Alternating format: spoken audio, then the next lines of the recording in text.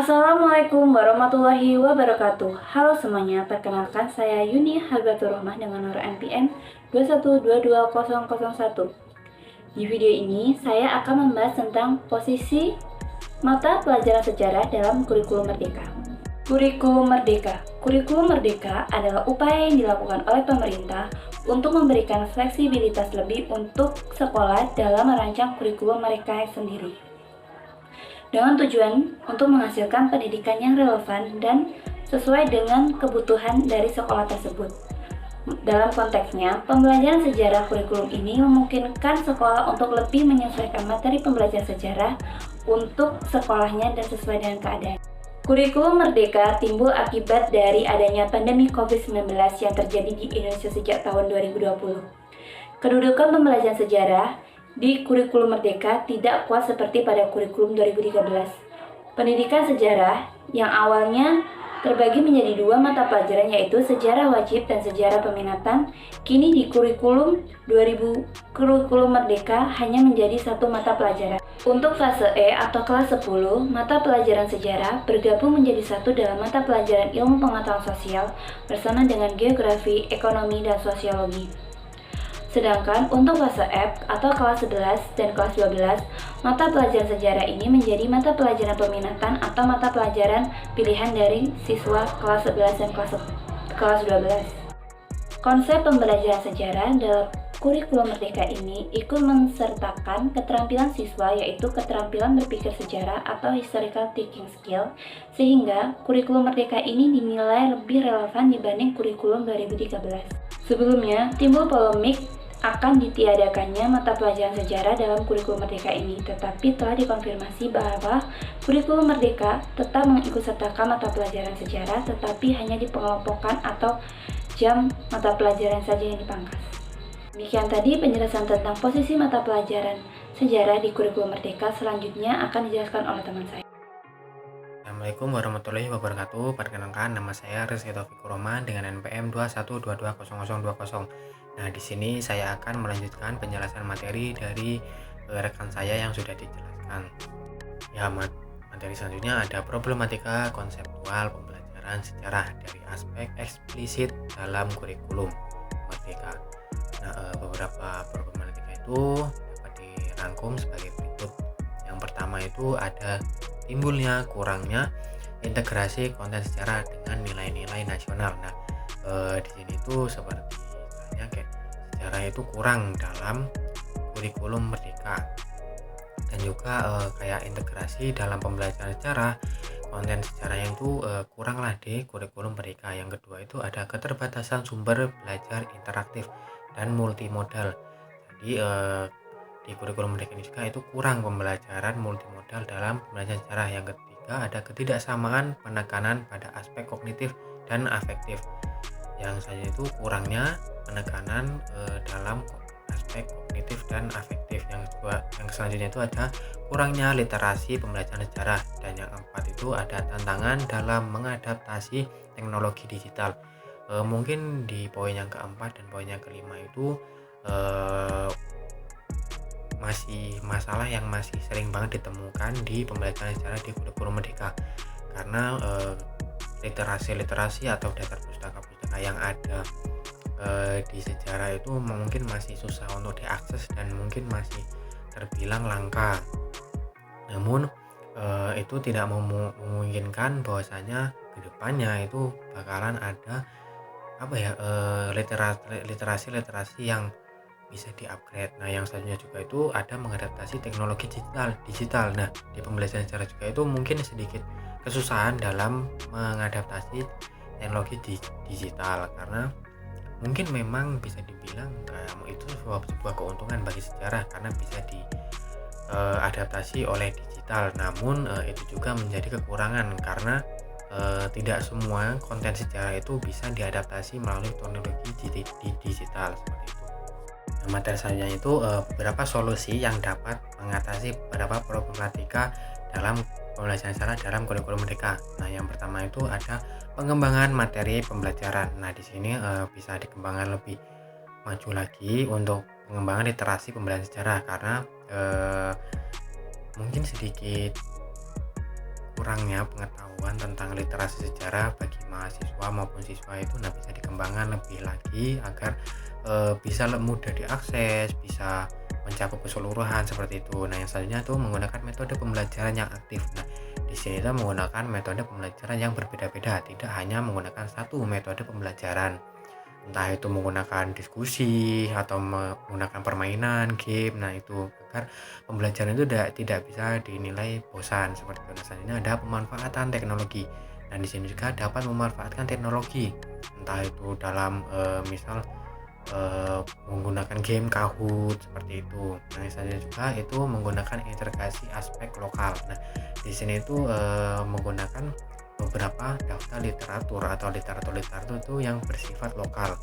Misalnya yang ada di kota metro, misalnya lahirnya kota metro maupun taman metro ataupun rumah Dr. Swaning. Nah, seperti itu. Nah, yang selanjutnya pada penekanan pada keterampilan berpikir kritis. Nah, di sini siswa itu diberi lebih diberi sebuah tempat untuk mereka itu mengumumkan pendapat mereka, entah itu mereka mengambil ataupun mengambil keputusan, entah itu kayak diskusi, kerja kelompok, terus mereka disuruh berpikir nantinya mereka akan berpikir kritis. Nah, yang selanjutnya itu melibatkan orang tua. Nah, di sini peran orang tua dalam mengawasi atau membimbing anak di luar lingkungan sekolah. Nah, itu juga sangat penting karena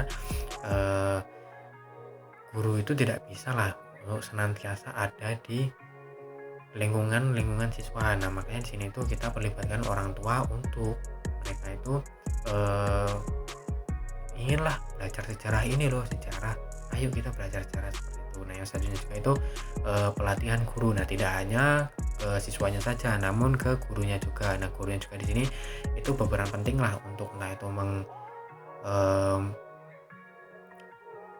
memfasilitasi muridnya. Di sini juga guru di sini juga ya perlu melakukan pelatihan, entah itu menggunakan teknologi digital maupun istilahnya bisa mengakses literasi yang bersifat lokal, karena kan bersifat lokal itu mungkin bisa dibilang guru itu harus tahu dulu lah nih literasi lokal sebelum dikasih tahu ke muridnya.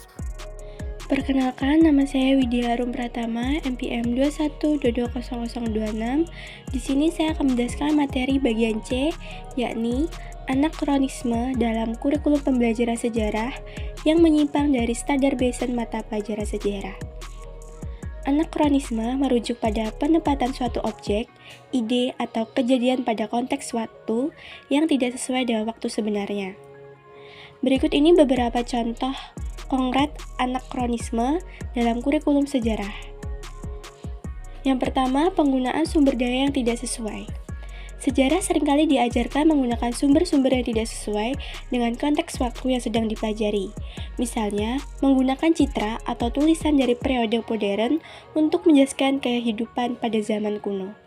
Yang kedua yaitu pemilihan materi yang tidak akurat. Kurikulum sejarah dapat memiliki materi yang tidak akurat atau tidak sesuai dengan periode yang tertentu. Sumber yang digunakan adalah pembelajaran sejarah harus akurat dan sesuai dengan konteks. Penggunaan sumber sejarah tidak akurat dapat menyebabkan kesalahan dalam memahami sejarah. Hal ini dapat menciptakan kesan bahwa kejadian atau konsep tertentu sudah ada pada periode tertentu, padahal belum terjadi pada waktu tersebut. Yang ketiga yaitu perspektif kontemporer yang disisipkan. Pemahaman sejarah seringkali disisipkan oleh perspektif kontemporer yang tidak sesuai dengan pandangan masyarakat pada periode waktu yang sedang dipelajari. Keempat, penekanan pada peristiwa atau tokoh tertentu. Kurikulum pelajaran sejarah yang tidak seimbang dapat menekankan pada peristiwa atau tokoh tertentu dan mengabaikan peristiwa atau tokoh lainnya yang juga penting dalam sejarah tersebut. Yang kelima yaitu penggunaan bahasa yang tidak sesuai. Penggunaan bahasa yang tidak sesuai dengan konteks sejarah dapat menyebabkan kesalahan dalam memahami sejarah tersebut. Yang keenam, pengaruh ideologi dan politik.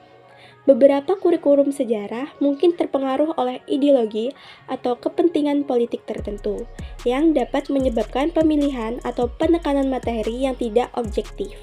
Yang terakhir yaitu yang ketujuh, kurangnya sumber daya. Keterbatasan sumber daya termasuk buku teks dan referensi dapat mempengaruhi kualitas kurikulum. Hal ini dapat menyebabkan pemilihan materi yang tidak memadai atau tidak sesuai dengan objek sejarahnya. Materi selanjutnya yaitu D. Solusi mengatasi anakronisme dalam pembelajaran sejarah yang menyimpang dari standar baseline mata pelajaran sejarah. Anakronisme dalam pembelajaran sejarah dapat diatasi dengan beberapa solusi, antara lain: yang pertama, menghadirkan aspek lokal dalam pembelajaran. Salah satu hal penting adalah menghadirkan peristiwa atau tokoh-tokoh lokal dalam pembelajaran sejarah. Hal ini dapat membantu siswa untuk lebih memahami sejarah lokal dan nasional, serta menghindari anakronisme tersebut. Yang kedua yaitu menggunakan sumber belajar yang beragam. Dalam proses pembelajaran sejarah, penggunaan sumber belajar yang terbatas dapat mengganggu pembelajaran. Contohnya yaitu penggunaan buku teks. Oleh karena itu, penggunaan sumber sejarah atau sumber belajar yang beragam seperti video, gambar, dan dokumen sejarah dapat membantu siswa untuk lebih memahami konteks sejarah. Yang ketiga yaitu menghindari anakronisme. Sejarawan harus menghindari anakronisme dalam merekonstruksi sejarah. Hal ini dapat dilakukan dengan memahami konteks sejarah pada masa itu dan menghindari penilaian berdasarkan nilai-nilai yang berlaku saat ini. Yang keempat, menggunakan pendekatan pembelajaran sejarah berbasis nilai. Pembelajaran sejarah berbasis nilai dapat membantu siswa untuk mengembangkan karakter yang lebih positif. Dalam pembelajaran sejarah lokal, guru dapat memfasilitasi siswa untuk mengambil contoh nyata perkembangan karakter yang berasal dari lingkungan sekitar mereka sendiri. Yang kelima, yaitu penggunaan konsep-konsep dasar. Dalam pembelajaran sejarah, diperkenalkan konsep-konsep dasar yang menjadi unsur-unsur penting bangunan keilmuan sejarah. Pengajaran sejarah seyogyanya tidak lagi hanya mengajarkan fakta-fakta sejarah, tetapi juga konsep-konsep dasar yang dapat memahami dan membantu siswa untuk memahami serta menjadi lebih utuh dalam pemahaman sejarah.